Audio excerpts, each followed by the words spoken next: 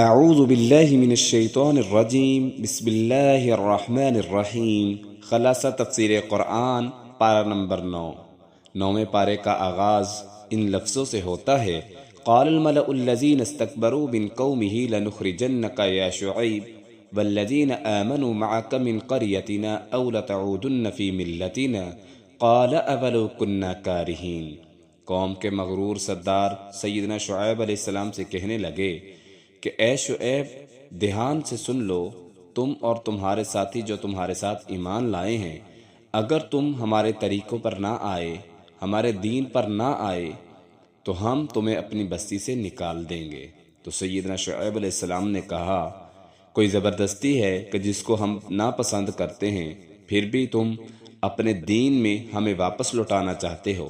اور اختتام ان لفظوں سے ہوا ہے اس پارے کا: وَإِن تَوَلَّوْا فَاعْلَمُوا أَنَّ اللَّهَ مَوْلَاكُمْ نِعْمَ الْمَوْلَىٰ وَنِعْمَ النَّصِيرُ۔ اگر روح گردانی کرے تو یقین رکھیں اللہ تمہارا کارساز ہے، وہ بہت اچھا کارساز ہے اور بہت اچھا مددگار ہے۔ اسلام کے دشمن آغاز میں اسلام کے دشمن متکبر سرداروں کی دھمکیوں کا تذکرہ ہے،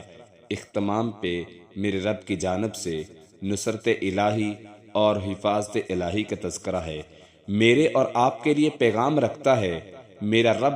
اپنوں کو کبھی تنہا نہیں کیا کرتا، اپنوں کو کبھی چھوڑا نہیں کرتا۔ جو رب کے دین کے راستے کو اختیار کر لیتے ہیں، جو اللہ والے بن جاتے ہیں، اللہ کے ہو جاتے ہیں، پھر اللہ کی مدد اور نصرت ان لوگوں کے لیے ہے۔ نعم المولا و نعم النصیر، وہ بہت اچھا کارساز ہے اور بہت مددگار ہے۔ آج ہم دیکھتے ہیں کہ اس پارے کی روشنی میں میرے رب نے کس طرح دین والوں کا ساتھ نبھایا اور وہ کون سے اسباب ہیں جس سے رب تعالیٰ کی نصرت مدد ہم تک پہنچ سکتی ہے۔ تو آئیں اس پارے میں دیکھتے ہیں۔ یاد رہے کہ 9ویں پارے میں 2 صورتیں ہیں، سورۃ الاعراف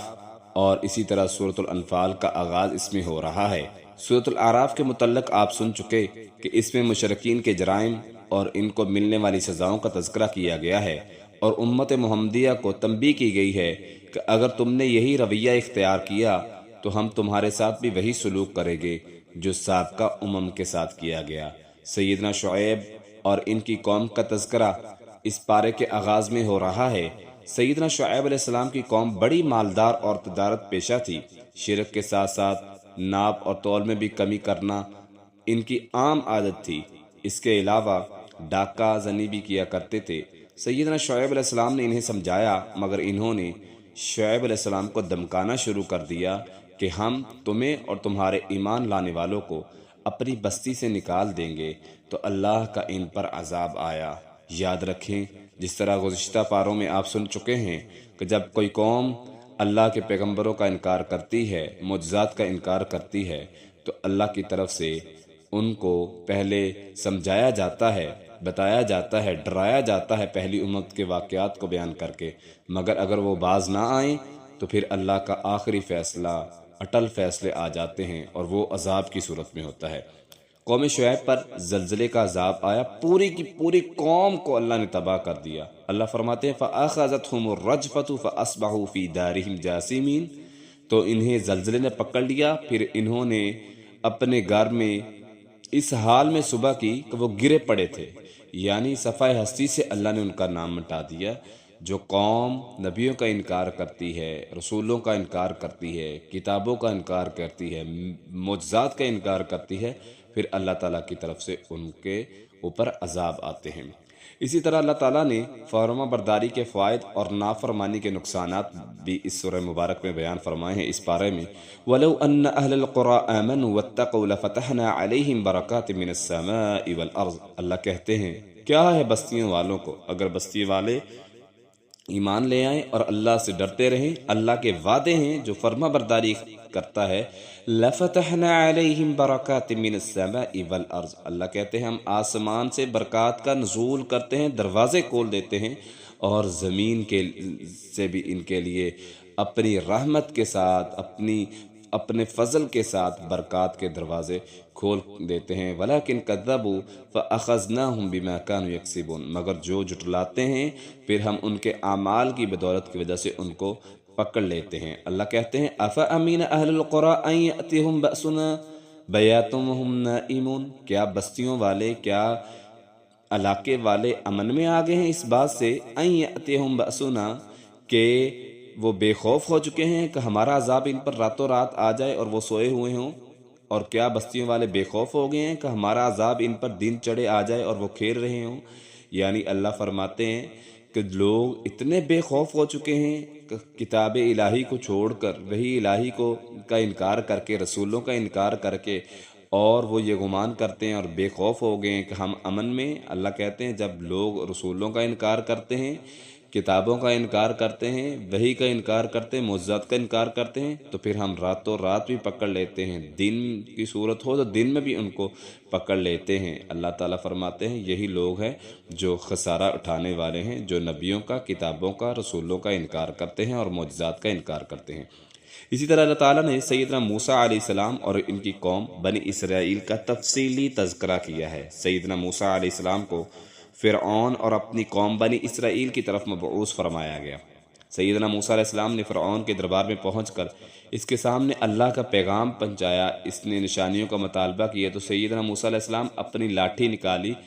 جو سانپ بن گئی، لاٹھی کو زمین پر مارا، سانپ بن گئی، پھر اپنے ہاتھ بغل میں دبایا، پھر نکالا تو وہ چمکدار تھا۔ تو فرعون اور اس کے حواریوں نے ماننے کی بجائے اسے جادو قرار دے دیا۔ پھر ملک کے جادوگروں کو بلا کر ان سے سیدنا موسیٰ علیہ السلام کا مقابلہ کروایا۔ جب جادوگروں کے سامنے حق آ گیا تو وہ فوراً ایمان لے آئے۔ فرعون نے انہیں سخت سزا دینے کی دھمکی دی، جیسا کہ اللہ تعالیٰ اسی پارے میں فرماتے ہیں قال فرعون آمنتم به قبل ان آذن لكم ان هذا لمكر مكرتموه في المدينة لتخرجوا منها أهلها فسوف تعلمون لأقطعن أيديكم وأرجلكم من خلاف ثم لأصلبنكم أجمعين۔ فرعون نے کہا تم اس پر اس سے پہلے ایمان لے آئے ہو کہ میری اجازت کے بغیر تم اس پر ایمان لے آئے ہو؟ بے شک یہ تو ایک چال ہے جو تم نے اس شہر میں چلی ہے تاکہ تم اس سے اس کے رہنے والوں کو نکال دو، سو تم جان لوگے تمہارا انجام کیا ہوگا۔ یقیناً میں تمہیں ایسی سزا دوں گا کہ تمہارے ہاتھ اور تمہارے پاؤں مخالف سمت سے بری طرح کاٹوں گا۔ یہ فرعون کہہ رہا ہے کہ میں تمہیں سخت سزا دوں گا، پھر یقیناً تم سب کو ضرور بری طرح سولی پر لٹکا دوں گا، اور تم جو رب کا ماننے والے ہو، موسیٰ کے ماننے والے ہو، تمہارا عذاب اور تمہاری سزا یہ ہوگی۔ جبکہ اللہ تعالیٰ نے موسیٰ علیہ السلام کے جو ماننے والے تھے انہوں نے اللہ سے دعا کی، قالوا انا الی ربنا منقلبون، انہوں نے فرعون کو کہا کہ بے شک ہم اپنے رب کی طرف لوٹنے والے ہیں، تو جو مرضی کر لے، ہمیں کوئی نقصان نہیں دے سکتا۔ ہم آیات باری تعالیٰ پر ایمان لے آئے ہیں، ہم نے دیکھ لیا یہ سچا رسول ہے۔ تو حضرت موسیٰ علیہ السلام اور ان کے حواریوں نے کہا کہ ہم جو ہے اپنے رب پر ایمان لے آئے ہیں، جب وہ ہمارے پاس ہے، ہمارے ساتھ ہے، تو ہمیں کوئی دنیا کی چیز جو ہے وہ ڈرا دمکا نہیں سکتی۔ اسی طرح انہوں نے دعا کی، ربنا افرغ علینا صبرا وتوفنا مسلمین، اے ہمارے رب ہم پر صبر ڈیل دے اور ہمیں اس حال میں فوت فرمانا کہ ہم فرما بردار ہوں۔ فرعون کے برعکس بنی اسرائیل سیدنا موسیٰ پر ایمان لے آئے تو فرعون نے انہیں سزا دینے کے لیے حکم دیا کہ دوبارہ ان کے بیٹوں کو قتل کر دیا جائے۔ سیدنا موسیٰ علیہ السلام اپنی قوم کو نماز اور صبر کے ذریعے سے اللہ سے مدد مانگنے کی تلقین کی۔ اللہ تعالیٰ فرماتے ہیں وقال الملأ من قوم فرعون تذر موسى وقومه ليفسدوا في الأرض ويذرك وآلهتك قال سنقتل أبناءهم ونستحيي نساءهم وإنا فوقهم قاهرون قال موسى لقومه استعينوا بالله واصبروا إن الأرض لله يورثها من يشاء من عباده والعاقبة للمتقين۔ اور فرعون کی قوم کے سرداروں نے کہا کہ موسیٰ اور اس کی قوم کو چھوڑے رکھے گا تاکہ وہ زمین میں فساد پھیلائیں اور وہ تجھے تیرے معبودوں کو چھوڑ دے۔ اس نے کہا کہ ہم ان کے بیٹوں کو بری طرح قتل کر دیں گے اور ان کی عورتوں کو زندہ رکھیں گے، یعنی موسیٰ علیہ السلام اور ان کی قوم کو ڈرانے کے لیے کہا جا رہا ہے۔ فرعون کہتا ہے کہ میں ان کے بیٹوں کو زندہ مار دوں گا، قتل کر دوں گا اور ان کی عورتوں کو زندہ رکھوں گا۔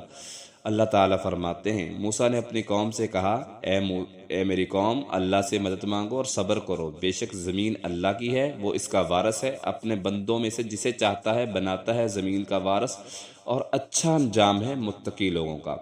تب اللہ تعالیٰ نے فرعون پر پے در پے 7 عذاب نازل کیے۔ نمبر 1 قحط سالی کا عذاب، پھلوں کی کمی کا عذاب، طوفان، ٹڈی اور جوئیں یا سسری کا عذاب، مینڈک اور خون کا عذاب اللہ تعالیٰ نے اس فرعون کی قوم پر، فرعونی ماننے والوں کو پر عذاب اللہ تعالیٰ نے بھیجا۔ جب کوئی عذاب آتا ہے تو سیدنا موسیٰ علیہ السلام سے یہ درخواست کرتے کہ آپ اپنے رب سے دعا کریں کہ اس عذاب کو دور کر دے۔ اگر عذاب ختم ہو گیا تو ہم ایمان لے آئیں گے اور بنی اسرائیل کو آزاد کر دیں گے، لیکن جیسے ہی عذاب ختم ہوتا ماننے سے انکار کر دیتے، تب اللہ تعالیٰ نے انہیں دریا میں غرق کر دیا۔ وَلَمَّا وَقَعَ عَلَيْهِمُ الرِّجْزُ قَالُوا يَا مُوسَى ادْعُ لَنَا رَبَّكَ، یہ کہتے کہ جب ان پر عذاب آتا تو کہتے اے موسیٰ اپنے رب سے اس عہد کے واسطے سے دعا کرو جو اس نے تیرے ہاں دے رکھا ہے، یقیناً اگر تو ہم سے یہ عذاب دور کر دے گا تو ہم ضرور ہی تجھ پر ایمان لے آئیں گے اور تیرے ساتھ بنی اسرائیل کو ضرور بھیج دیں گے۔ پھر جب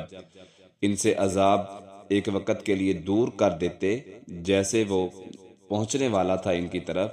تو وہ اپنے وعدوں کی خلاف ورزی کرتے، توڑ دیتے، تو ہم نے اللہ تعالیٰ کہتے ہیں ان سے انتقام لیا، پس پھر انہیں سمندر میں غرق کر دیا، اس وجہ سے کہ یہ ہماری آیات کا انکار کرتے تھے اور نبیوں کو جھٹلاتے تھے۔ اسی طرح اللہ سبحانہ و تعالیٰ نے اس بارے میں بنی اسرائیل کی حالت ہجرت کو بیان کیا۔ بنی اسرائیل کے متعلق آپ پچھلے کئی پاروں میں سن رہے ہیں کہ وہ اللہ تعالیٰ نے ان کو افضل بنایا تھا، لیکن وہ نافرمان ترین قوم تھی۔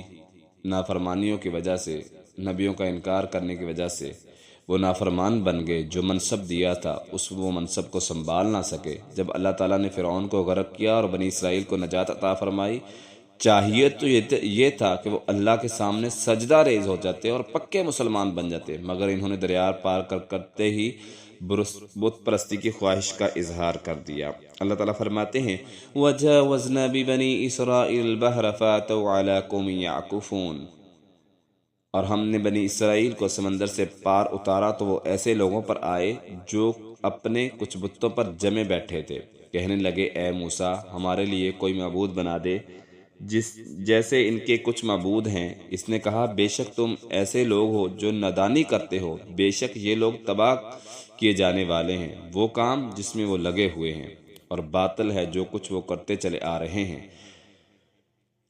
اللہ تعالیٰ کے سوا تم کوئی اور معبود تلاش کرتے ہو؟ موسیٰ علیہ السلام ان سے کہہ رہے ہیں حالانکہ اللہ تعالیٰ نے تمہیں فضیلت بخشی ہے جہانوں پر، اور جب ہم نے تمہیں فرعون کی آل سے نجات دی وہ تمہیں برا عذاب دیتے تھے۔ اللہ تعالیٰ فرماتے ہیں کہ تمہارے بیٹوں کو وہ بری طرح قتل کرتے تھے، تمہاری عورتوں کو زندہ رکھتے تھے، اور اس میں تمہارے رب کی طرف سے بہت بڑی آزمائش تھی۔ ہم نے آزمائش سے تمہیں نجات دی، اب تم اس رب کے ساتھ شرک کر رہے ہو تو تم بہت بڑی نادانی میں ہو۔ سیدنا موسیٰ علیہ السلام کو اللہ تعالیٰ نے کوہ طور پر بلایا کتاب تورات دینے کے لیے، تو پیچھے قوم نے سونے کا بچڑا بنا کر اسے پوجنا شروع کر دیا۔ اللہ تعالیٰ فرماتے ہیں وَاتَّخَذَ قَوْمُ مُوسَىٰ مِن بَعْدِهِ مِنْ حُلِيِّهِمْ عِجْلًا جَسَدًا لَهُ خُوَارٌ، اور موسیٰ کی قوم نے اس کے بعد اپنے لیے ایک بچڑا بنا لیا جو ایک جسم تھا جس کی گائے جیسی آواز تھی۔ کیا انہوں نے یہ نہ دیکھا کہ بے شک وہ نہ ان سے بات کرتا ہے اور نہ انہیں کوئی راستہ بتاتا ہے؟ انہوں نے بہت بڑا ظلم کیا ہے اپنے اوپر، اللہ تعالیٰ فرماتے ہیں شرک کر کے۔ اسی طرح اس پارہ مبارک میں نبی کریم صلی اللہ علیہ وسلم کی فضیلت اور آپ کی امت پر حقوق بیان کیے گئے ہیں۔ بنی اسرائیل کو دعوت دی گئی کہ جس نبی کا تمہاری کتابوں تورات انجیل میں تذکرہ موجود ہے یہی محمد صلی اللہ علیہ وسلم ہیں، لہذا تمہارا فرض ہے کہ ان پر ایمان لے آؤ اور ان کی مدد کرو۔ الذين يتبعون الرسول النبي الأمي الذي يجدونه مكتوبا عندهم في التوراة والإنجيل يأمرهم بالمعروف وينهاهم عن المنكر، وہ جو اس رسول کی پیروی کرتے ہیں جو امی نبی ہے، جسے وہ اپنی کتاب تورات اور انجیل میں لکھا ہوا پاتے ہیں، جو انہیں نیکی کا حکم دیتا ہے اور برائی سے روکتا ہے اور ان کے لیے پاکیزہ چیزیں حلال کرتا ہے اور ناپاک چیزیں حرام کرتا ہے اور ان کا بوجھ ہلکا کرتا ہے جو ان پر پڑے ہوئے تھے، سو وہ لوگ جو اس پر ایمان لائے اور اسے قوت دی اور اس کی مدد کی اور اس کی پیروی کی، جو اس پر نازل شدہ کتاب ہے جو اس کے ساتھ اتارا گیا، وہی لوگ اللہ تعالیٰ فرماتے ہیں فلاح پانے والے ہیں۔ اسی طرح اللہ تعالیٰ نے جو ہم سب سے وعدہ لیا تھا عالم ارواح کے اندر تمام انبیاء سے اور تمام آدم علیہ السلام کی اولاد سے، اللہ تعالیٰ اس کو یاد کروا رہے ہیں۔ اللہ تعالیٰ نے انسانوں کو دنیا میں بھیجنے سے پہلے ان کی روحیں پیدا کی اور ان سے عہد لیا تھا۔ وَإِذْ أَخَذَ رَبُّكَ مِن بَنِي آدَمَ مِن ظُهُورِهِمْ ذُرِّيَّتَهُمْ وَأَشْهَدَهُمْ عَلَىٰ أَنفُسِهِمْ أَلَسْتُ بِرَبِّكُمْ قَالُوا بَلَىٰ شَهِدْنَا أَن تَقُولُوا يَوْمَ الْقِيَامَةِ إِنَّا كُنَّا عَنْ هَٰذَا غَافِلِينَ، اور جب تیرے رب نے آدم کی پشت سے ان کی اولاد کو نکالا اور انہیں گواہ بنایا، الستو بربکم، کیا میں تمہارا رب نہیں ہوں؟ تو انہوں نے گواہی دی، ہم گواہی دیتے ہیں، شہادت دیتے ہیں کہ تو ہی ہمارا رب ہے۔ اللہ تعالیٰ نے شہادت اس لیے تذکرہ کیا ہے کہ تم قیامت کے دن یہ نہ کہہ سکو کہ بے شک ہم تو اس بات سے غافل تھے، یا یہ کہو کہ شرک تو ہم سے پہلے ہمارے باپ دادا نہیں کیا تھا، ہم تو ان کے بعد ایک نسل تھے، تو کیا تو ہمیں اس کی وجہ سے ہلاک کرتا ہے جو باطل والوں نے کیا؟ یعنی اللہ تعالیٰ نے وعدہ اس لیے لیا کہ تاکہ کوئی ریزن باقی نہ رہے، کل کو امت کے لوگ، آدم کی اولاد جو ہے وہ یہ نہ کہہ سکے کہ ہمارے بڑے ایسے کرتے آئے ہیں تو ہم نے تو ان کی پیروی کی ہے، ہمیں تو پتہ ہی نہیں تھا، جیسے بڑوں نے سکھایا ہم ویسے کرتے رہے۔ یعنی ہر طرح کا آپشن ختم کر دیا اللہ تعالیٰ نے، شرک کے تمام دروازے بند کر دیے کہ کل قیامت کے دن کوئی یہ نہ اقرار کر سکے کہ مجھے اس بات کا پتہ نہیں تھا۔ اللہ نے عہد الست لیا، وعدہ لیا کہ صرف دنیا میں جانے کا مقصد یہ ہے کہ میری عبادت کرنی ہے، میں تمہارا حقیقی رب ہوں اور میرے سامنے جھکنا ہے، لیکن امت اس وعدے کو بھول چکی، وعدے کی پاسداری نہیں کر رہی اور شرک کے دروازے کھول کے اللہ کے ساتھ شریک مختلف ٹھہرا لیے، اور اللہ فرماتے ہیں یہ لوگ نادانی میں ہیں اور اپنی جانوں پر ظلم کرنے والے ہیں۔ اسی طرح اللہ سبحانہ و تعالی نے اس پارہ مبارک میں فرمایا ہے وَلِلَّهِ الْأَسْمَاءُ الْحُسْنَى فَادْعُوهُ بِهَا، اللہ تعالیٰ کے بہت سارے صفاتی نام ہیں، ان کا واسطہ دے کر دعا کرنی چاہیے۔ مزید اللہ کے نام کے ساتھ یا صفات کے ساتھ کسی دوسرے شخص کو شریک ٹھہرانا یہ بھی شرک ہے۔ کسی دوسرے شخص کو کوئی صفت دے دینا یہ صرف شرک ہی نہیں بلکہ یہ جہنم کی طرف لے جانے والا راستہ ہے۔ اللہ فرماتے ہیں وَلِلَّهِ الْأَسْمَاءُ الْحُسْنَى فَادْعُوهُ بِهَا وَذَرُوا الَّذِينَ يُلْحِدُونَ فِي أَسْمَائِهِ سَيُجْزَوْنَ مَا كَانُوا يَعْمَلُونَ، اور سب سے اچھے نام اللہ ہی کے نام ہیں، سو اس کو ان کے ناموں سے پکارو اور ان لوگوں کو چھوڑ دو جو اس کے ناموں کے بارے میں سیدھے راستے سے ہٹتے ہیں، انہیں جلد ہی اس کا بدلہ دیا جائے گا جو وہ کیا کرتے تھے۔ یعنی اللہ تعالیٰ کے نام ہیں اور اسی کے لیے پکارا جائے۔ اب کوئی بندہ کہتا ہے کہ خالق ہے، فلاں دربار پر خالق ہے، خالق کا مطلب ہے پیدا کرنے والا، اور انسان اس سے آگے کہے کہ فلاں جو دربار والا بزرگ جو ہے وہ مجھے اولاد دیتا ہے، وہ مجھے بیٹا دے گا، حالانکہ پیدا کرنے والی ذات اللہ تعالیٰ کی ذات ہے۔ تو یہ جب انسان اللہ کے نام کسی اللہ تعالیٰ کی صفات کسی اور کی طرف منسوب کر دیتا ہے کہ وہ مصور ہے، وہ جو ہے وہ شکلیں بنانے والا ہے، وہ اولاد دینے والا ہے، وہ میرا رازق ہے، فلاں جگہ پر جاؤں گا تو فلاں میرا کام ہو جائے گا، تو جب ایسے انسان کام کرتا ہے تو اللہ تعالیٰ کہتے ہیں یہ اللہ کے ساتھ شرک کرتے ہیں، تو شرک کا بدلہ اللہ ان کو سزا دنیا میں دے گا اور آخرت میں ان لوگوں کے لیے سزا جہنم کا ایندھن ہے۔ اسی طرح اللہ سبحانہ و تعالی نے لوگوں کو ایک بہت بڑا میسج دیا ہے اس بارے میں کہ نبی صرف اللہ کا پیغام پہنچانے کے لیے بھیجا جاتے ہیں، وہ کوئی دوسری مخلوق ہوتا ہے نہ اس کے پاس اللہ کے اختیارات ہوتے ہیں، یعنی وہ کوئی دوسری مخلوق نہیں ہوتی، وہ افضل سب سے ہوتے ہیں لیکن اللہ کے بندے ہوتے ہیں، ان کی فضیلت سب سے اعلیٰ ہوتی ہے، سب سے بڑھ کر ہوتے ہیں، لیکن ان کے پاس اختیارات نہیں ہوتے، جیسا کہ نبی کریم صلی اللہ علیہ وسلم کو کہا جا رہا ہے، اعلان کر دیجئے قُل لَا أَمْلِكُ لِنَفْسِي نَفْعًا وَلَا ضَرًّا إِلَّا مَا شَاءَ اللَّهُ، کہہ دیجئے میں اپنی جان کے لیے نہ کسی نفع کا مالک ہوں اور نہ کسی نقصان کا، مگر جو اللہ تعالیٰ چاہے، اور اگر میں غیب جانتا ہوتا تو تمام کی تمام بلائیاں اپنے لیے حاصل کر لیتا اور مجھے کوئی تکلیف نہ پہنچتی۔ میں نہیں ہوں مگر ایک ڈرانے والا اور خوشخبری دینے والا ان لوگوں کے لیے جو ایمان رکھتے ہیں۔ یہاں نبی کریم صلی اللہ علیہ وسلم واضح انکار کر رہے ہیں، اس بات کی وضاحت کر رہے ہیں کہ میں کسی چیز کا مالک نہیں ہوں، خالق و مالک سارے کے سارے اختیارات اللہ تعالیٰ کے پاس ہیں۔ اس کے علاوہ بھی کچھ لوگ جو کہتے ہیں کہ نبی مختار کل ہیں تو وہ قرآنی آیات کا انکار کرتے ہیں۔ اسی طرح اللہ سبحانہ و تعالیٰ نے اولاد میں شرک باللہ، بہت سارے لوگ عبادت میں شرک کرتے ہیں، اسی طرح وہ دعا اور نعمتوں میں بھی شرک کرتے ہیں، وہ اللہ کو چھوڑ کر دوسروں سے دعائیں مانگتے ہیں، یا اللہ ان پر کوئی نعمت کرے تو وہ اس سے غیر اللہ کی طرف منسوب کر دیتے ہیں، یہ بھی شرک اکبر ہے۔ اللہ تعالیٰ فرماتے ہیں وَهُوَ الَّذِي خَلَقَكُم مِّن نَّفْسٍ وَاحِدَةٍ وَجَعَلَ مِنْهَا زَوْجَهَا لِيَسْكُنَ إِلَيْهَا فَلَمَّا تَغَشَّاهَا حَمَلَتْ حَمْلًا خَفِيفًا فَمَرَّتْ بِهِ فَلَمَّا أَثْقَلَتْ دَعَوُا اللَّهَ، وہی ہے جس نے تمہیں ایک جان سے پیدا کیا اور اس سے ایک جوڑا بنایا تاکہ وہ تم ایک دوسرے سے سکون حاصل کرو، پھر جب اس عورت کو حمل ٹھہر گیا اور پھر اس نے کچھ دیر اٹھایا، پھر جب وہ باری ہوگی تو دونوں نے اللہ سے دعا کی جو ان کا رب ہے کہ بے شک اگر تو ہمیں تندرست بچہ عطا کرے گا ہم ضرور تیرا شکر کرنے والوں سے ہوں گے۔ پھر جب اس نے انہیں تندرست بچہ عطا کیا تو دونوں نے اس کے لیے اس میں شریک بنا لیے جو اس نے انہیں عطا کیا تھا، پس اللہ اس سے بہت بلند ہے جو وہ شریک بناتے ہیں۔ آج ملک پاکستان میں یا دیگر ممالک میں بھی کچھ لوگوں کی یہ سوچ ہے کہ فلاں اللہ تعالیٰ،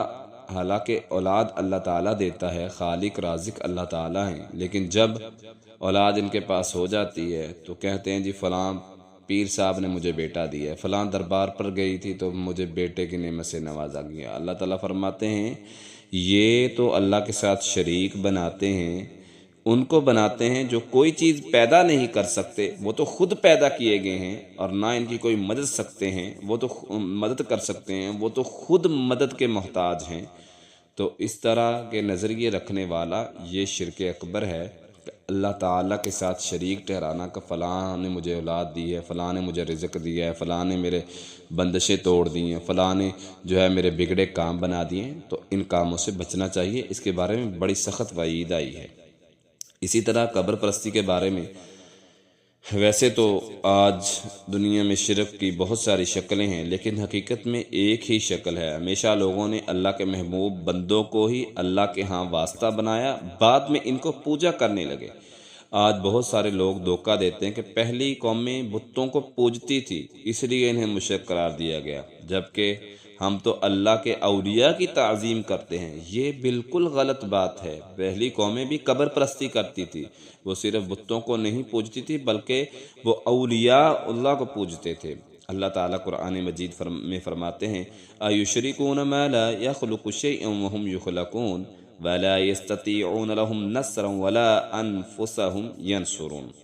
کیا وہ انہیں شریک بناتے ہیں جو کوئی چیز پیدا نہیں کرتے اور وہ خود پیدا کیے جاتے ہیں، اور نہ ان کی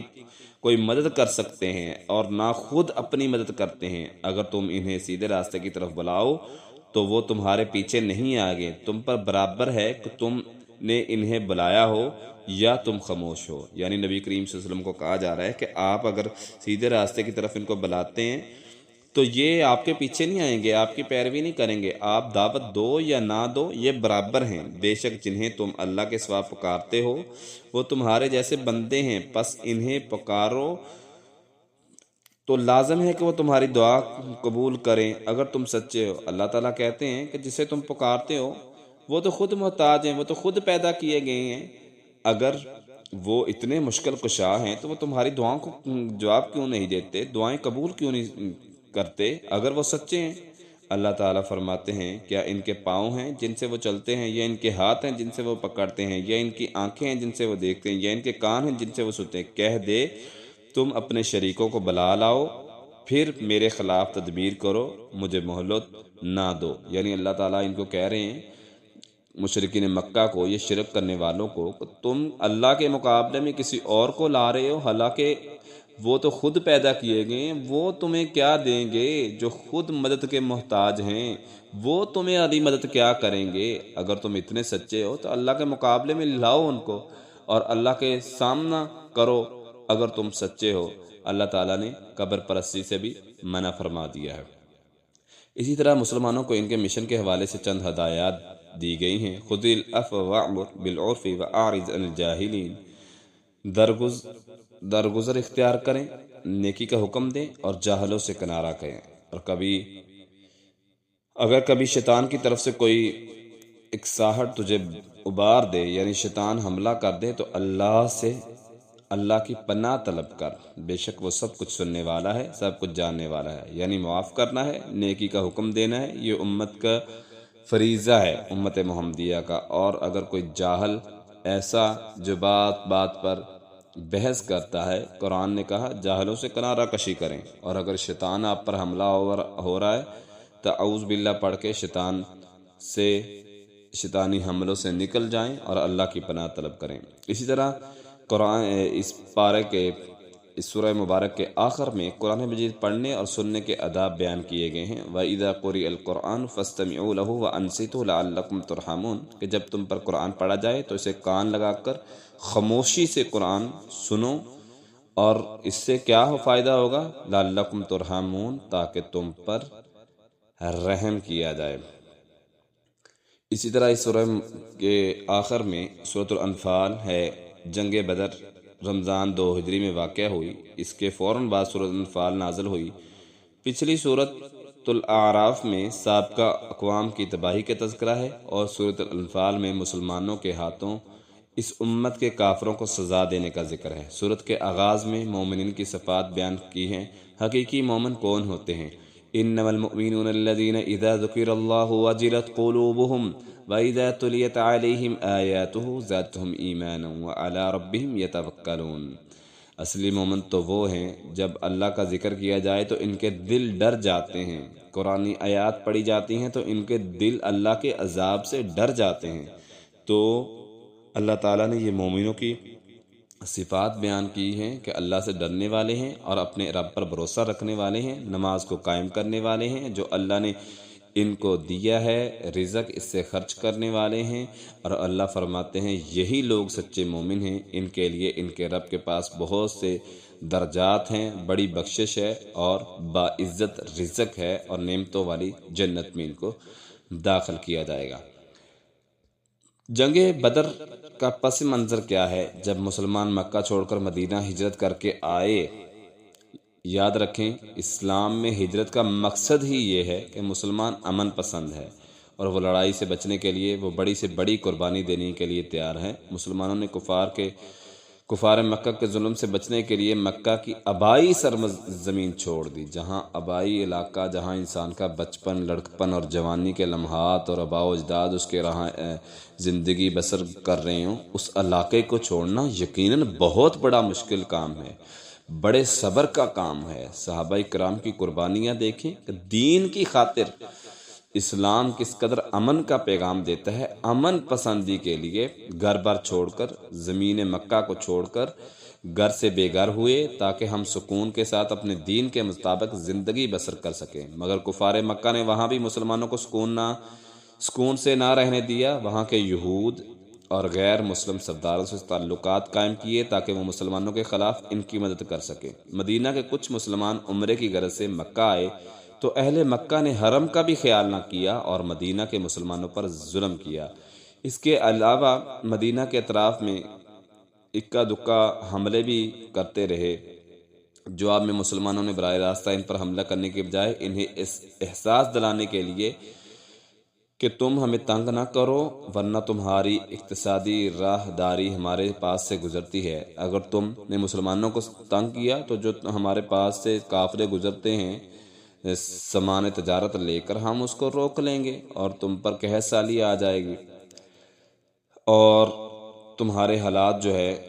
تنگ ہوں گے اور تم پر مشکل وقت آ جائے گا۔ کفار نے یہ بات سمجھنے کے بجائے مسلمانوں کا مکمل خاتمہ کرنے کا پلان ترتیب دے دیا۔ اس کے لیے انہوں نے تمام مکہ کے گھرانوں سے مال اکٹھا کیا کہ اس سے ہم تجارت کریں گے، جتنا فائدہ ہوگا اور اس مال سے ہم ہتھیار خریدیں گے اور مسلمانوں کا خاتمہ کریں گے۔ جب رسول اللہ صلی اللہ علیہ وسلم کو اس بات کی خبر ہوئی، ان کے ارادے کی خبر ملی، تو آپ نے سوچا کہ ان کے اس مال پر قبضہ کر لیا جائے تاکہ وہ ہمارے خلاف جنگ کی تیاری نہ کر سکیں۔ دوسرے لفظوں میں یوں سمجھیے کہ جنگ بدر کا مقصد جنگ سے بچنا تھا۔ مسلمانوں کو خبر ملی کہ وہ قافلہ شام سے سامان خرید کر واپس آ رہا ہے، یعنی ہتھیار خرید کر آ رہا ہے، تو مسلمانوں نے حملہ کر دیا۔ مسلمانوں کا مقابلہ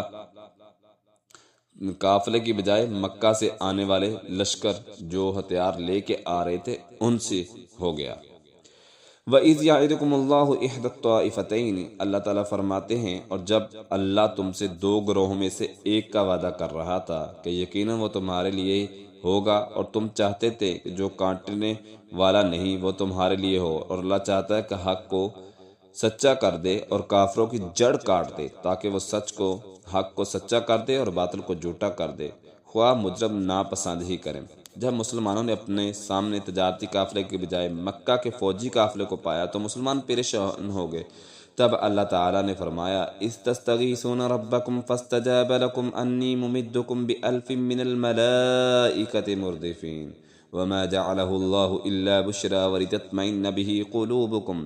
جب تم اپنے رب سے مدد مانگ رہے تھے تو اس نے تمہاری دعا قبول کر لی اور تمہاری مدد کی۔ بے شک اللہ تعالیٰ نے 1000 فرشتوں کے ساتھ تمہاری مدد کر لی جو ایک دوسرے کے پیچھے آنے والے تھے۔ اللہ تعالیٰ نے ایک خوشخبری سنائی تاکہ اس کے ساتھ تمہارے دل مطمئن ہو جائیں اور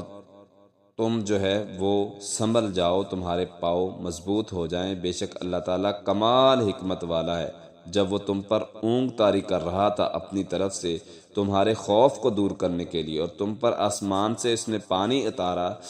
تاکہ تمہیں پاک کر دے اور شیطان کی گندگی تم سے دور کر دے تاکہ تمہارے دلوں پر مضبوط گرہ باندھ دے اور اس کے ساتھ تمہارے قدموں کو جما دے۔